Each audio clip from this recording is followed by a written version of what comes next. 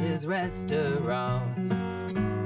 You can get anything you want at Alice's Restaurant. Walk right in, it's around the back, about a half a mile from the railroad track, and you can get anything you want at Alice's Restaurant.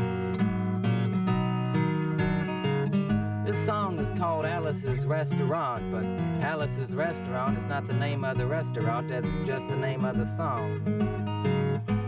That's why I call this song Alice's Restaurant.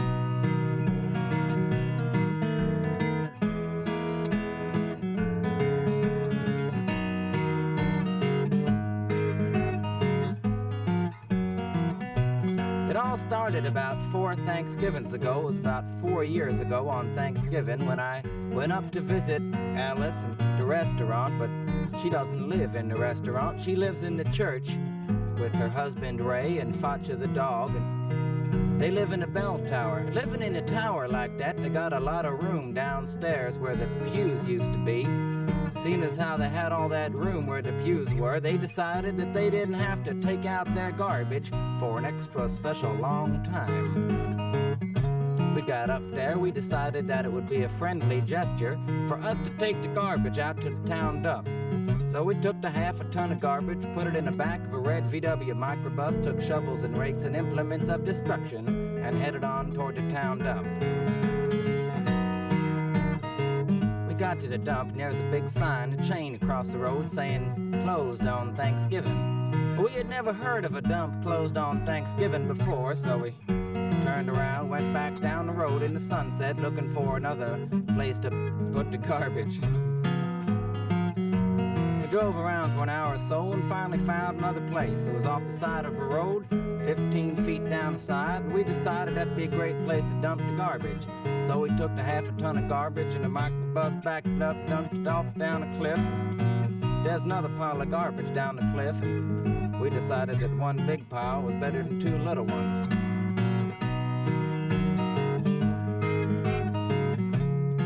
Went back to the church, had a huge Thanksgiving dinner that couldn't be beat. Went to sleep and didn't get up until the next day when we got a phone call from Officer Obie. He said, "Kid, we found your name on an envelope at the bottom of a half a ton of garbage. Just wanted to know if you knew anything about it." I said, "Yes, sir, Officer Obie, I cannot tell a lie. I put that envelope under that garbage." We talked to Obie for about 45 minutes, and after that time we finally arrived at the truth of the matter. And Obie said we had to go down to the police officer station, have a talk with him about it, and then go down and pick up the garbage.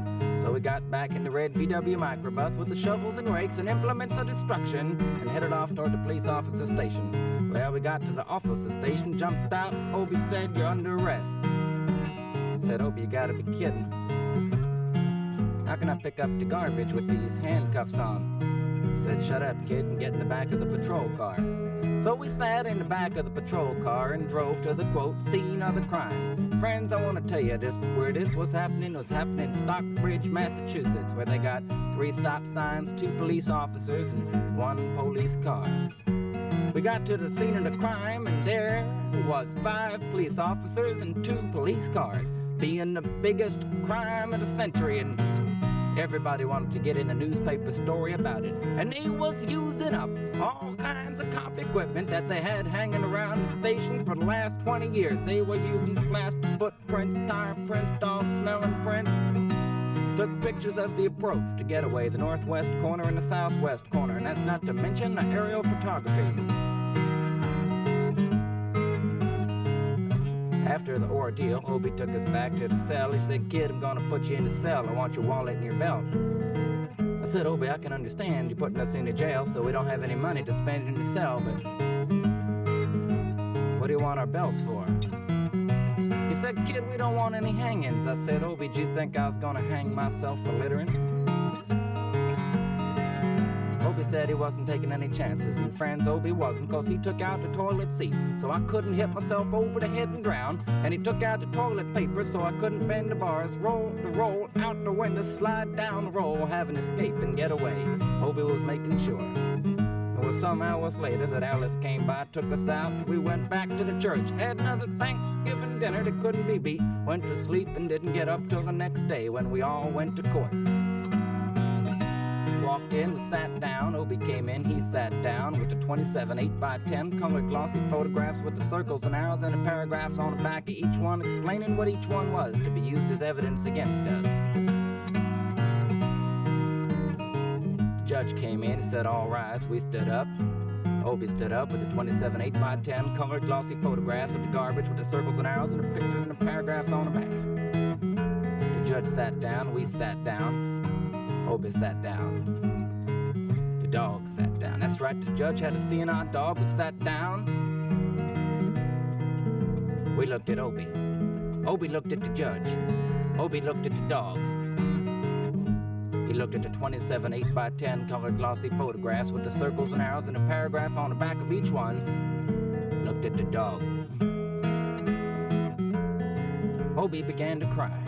Because Obie came to the realization that it was a typical case of American blind justice, and there was nothing he could do about it. Anyway, we was fined $50 and had to pick up the garbage in the snow.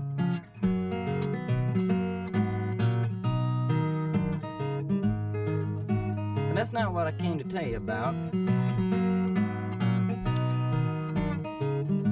To talk about the draft. You know, they got a building down in New York City. It's called Whitehall Street, and that's where they walk in, get injected, inspected, detected, infected, neglected, and selected.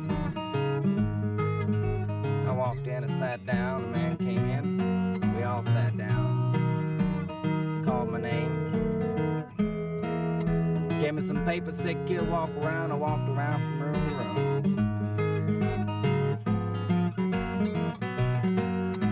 Getting injected, inspected, detected, infected, neglected, selected, friends.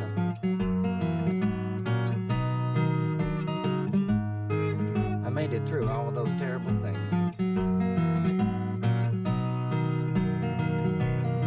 Finally walked up to a man, he said, "Kid," he said, "have you ever been arrested?" And I proceeded to tell him the story of the Alice's Restaurant Massacree with the full orchestration, 5-part harmony, music, stuff like that. He stopped me right there and said, "Kid, did you ever go to court?"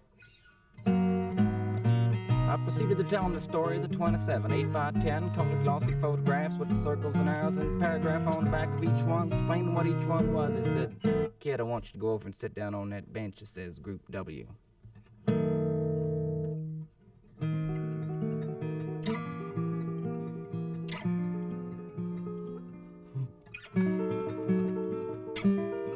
I walked in there and there's Group W. That's where they put you if you may not be moral enough to join the army after committing your special crime. There's all kinds of mean, nasty, ugly looking people on the bench. There's mother stabbers, father stabbers, mother rapers, father rapers. Father rapers sitting there on the bench. And one of the meanest, ugliest, nastiest, I'm talking about the meanest, ugliest, nastiest father raper of them all, came over to me and he sat down right next to me and he looked me in the eye and said, "What'd you get?" I said, "I didn't get nothing. I had to pay $50 and pick up the garbage." He said, "Kid, what were you arrested for?" I said, "Littering." They all moved away from me on the bench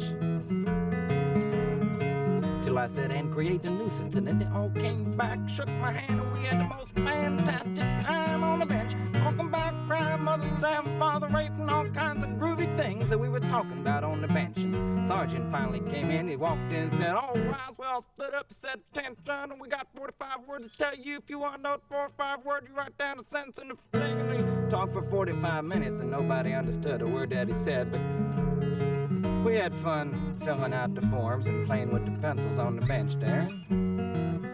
I wrote down the Massacree just like it happened, in 4-part harmony and orchestration.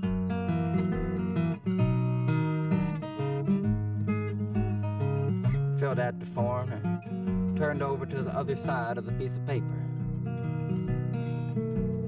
And there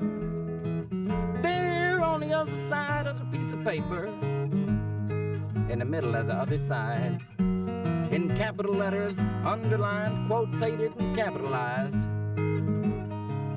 read the following words. Kid, if you rehabilitated yourself. Looked up to Sergeant, I said, Sergeant, you got a lot of goddamn gall to ask me if I've rehabilitated myself.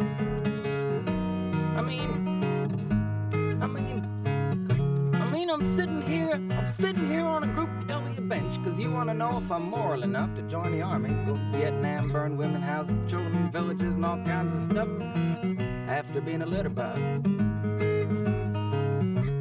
He said, kid, we don't like your kind. We're gonna send your fingerprints to Washington. Somewhere in Washington, enshrined on a piece of paper in black and white, is a study of my fingerprints. The only reason I'm singing you the song tonight is because you may know somebody in a similar situation, and you might be there. That's where you may be at.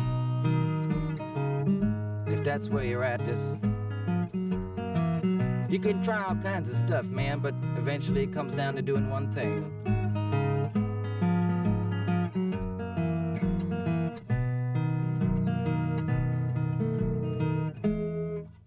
Excuse me? You'll have to stop, because I blew it. Can you dig it? Okay.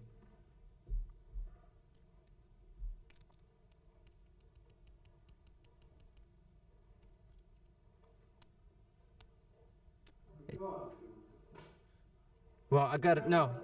Huh? When should we start again?